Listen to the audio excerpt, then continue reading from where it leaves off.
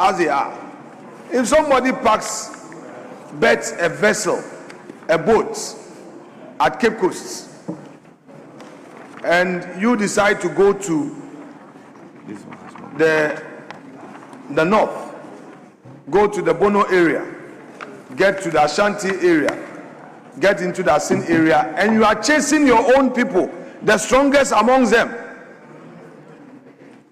Then after 100 years, you say, I should be compensated. Who should compensate who? Mr. Speaker, with the greatest respect, I don't want us to create a certain impression that, expressing an opposing view to this whole reparation thing makes you anti-African, or you are not thinking about the suffering. Who suffered? We maltreated our own. We maltreated our own and told the white man that he should also maltreat our own. So, Mr. Speaker, the story must be told and be put in its proper context.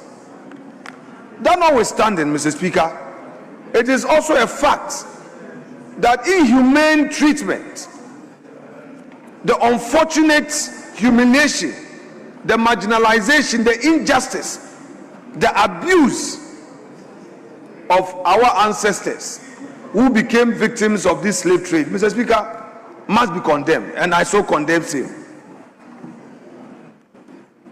They were treated as less human. And Mr. Speaker, if that is where the argument is being situated, then Mr. Speaker, I'm all for it. I am all for it. The effort by our president must be commended. Those who preceded him, former President Rawlings, former President Mills, and in the recent past, President Nana Addo Dankwa Akufo-Addo.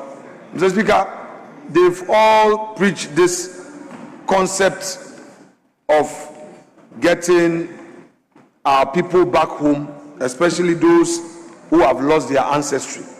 But we cannot forget the first president, President Nkrumah, who through his Pan-Africanist ideology preached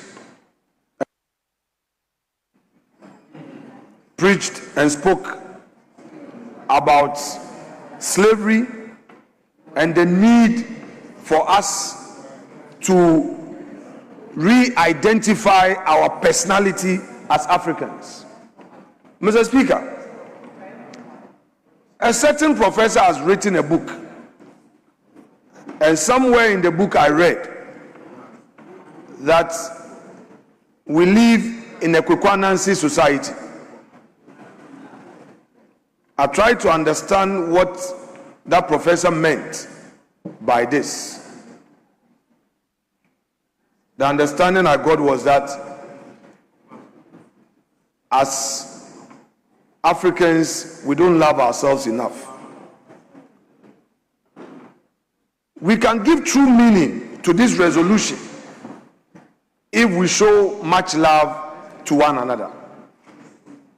And we can give true meaning to this resolution if we promote industry. Mr. Speaker, in Ghana today, let's put aside the politics, the MPP, NDC politics, and get onto the streets and identify the problems we have. One, many of those who have invested in Ghana take back their profits. It is not to say that we should discourage foreign investment. When somebody invests in your country, he will take his investment, his profit back home. It is to be expected. So that means that to grow our economy, to create opportunity for our people, there must be homegrown businessmen. Honourable Minority Leader, conclude. Speaker will take very well. Mr. Speaker, so I am saying that we should do all we can by way of giving true meaning to this resolution to grow our own.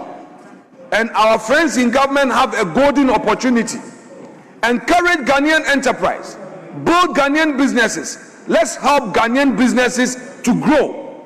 Let's open opportunities in all sectors: mining, energy, agriculture, AI.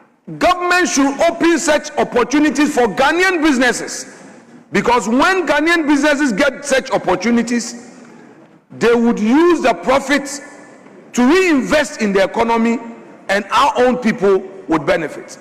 But Mr. Speaker, whilst at it, let me also encourage potential Ghanaian businesses.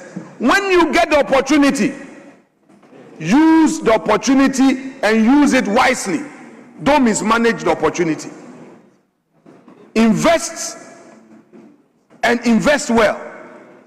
Don't, Mr. Speaker, get a contract and the next thing you do is to go and buy a luxury vehicle, even when you are not done with executing the contract. You've already calculated your profit ahead of time.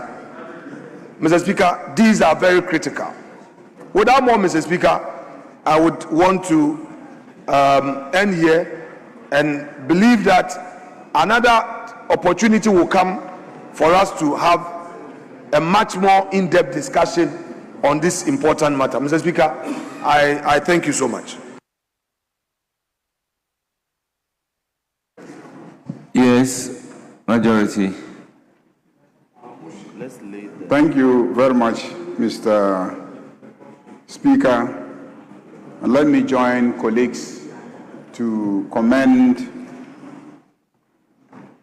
the makers of the statement. First and foremost, I think it should be made clear to everyone that the issue of reparations did not start yesterday. The issue of recognition of the harm done Africans and all nations that have ever been victims of slavery and subsequently colonialism did not start yesterday. Mr. Speaker, the struggle has been a historic one in which generation after generation have sought to draw attention to the fact that slavery has had consequences on the continent where the enslaved were taken away from, and those who were enslaved, the generations that came after them in Europe, in America, in South America, have suffered consequences. That what happened was immoral. And even beyond being immoral, that what happened is a crime against the entirety of humanity. This has been a historic struggle, and we must recognize everyone who participated in the struggle. And that is why I cannot begrudge anyone for recognizing the contribution of the former president Nana Addo Dankwa Akufo-Addo in propagating the principle that Africans must be compensated for the losses and suffering occasioned by slavery. But Mr. Speaker, today the statement is not about those who engage in the struggle. The statement is about the General Assembly resolution that has been passed. That's what the statement is about. The General Assembly resolution that has been passed. Because that resolution constitutes a global endorsement of the principle that Africa has suffered, that South America has suffered, and that people of African origin in the United States, North America, have suffered, and that people of African descent in Europe have suffered as a result of the historic injustice of slavery and colonialism, that many of those countries that have wealth today can trace the origin of their wealth to slavery.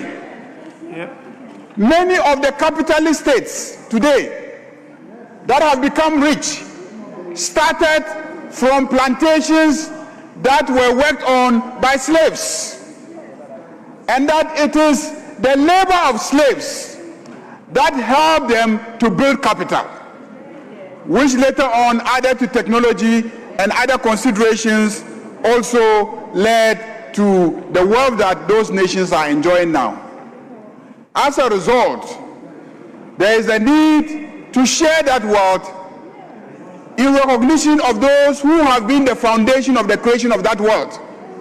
That is the basic principle around the question of reparations. And it is President John Dramani Mahama who capped it all. Who capped it all by mobilizing the world to pass a historic resolution in that regard. That is what we are talking about. We are not saying that in his speeches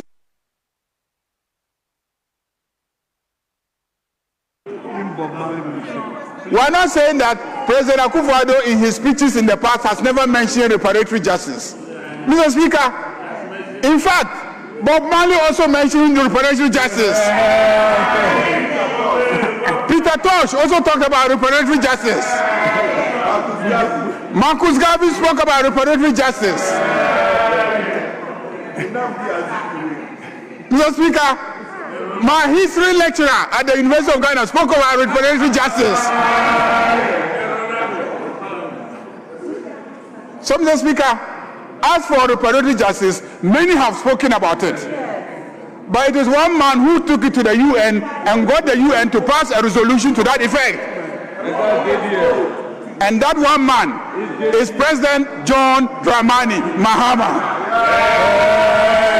And that is why this House must commend him for that show of leadership, that show of statesmanship, that show of Pan-Africanism. And he did not just end by talking about it, but took it to its penultimate and final stage, which is to get a UN resolution. What we need to do as Africans is to see how, going forward, we can build on this agreement that has been reached at the level of the UN to try and mobilize global resources to implement the reparation agenda. Mr. Speaker, on that note, I want to join colleagues to commend the President, to congratulate the President, and to reaffirm our admiration for the President as a person who does not only govern his country well, but who wants the world itself governed properly. Mr. Speaker, the Honorable Member for Wale said that when Akufo-Addo spoke about reparatory justice, there were people who said he should concentrate on the bread and butter issues in Ghana. Mr. Speaker, I think that those people were right at that time. But today, we can afford to talk about reparatory justice because indeed the price of bread has come down. Indeed, the price of rice has come down. Indeed, the price of maize has come down. And but for Iran, the price of fuel was also coming down. So, Mr. Speaker, we can now talk about reparatory justice. We can talk about reparatory justice.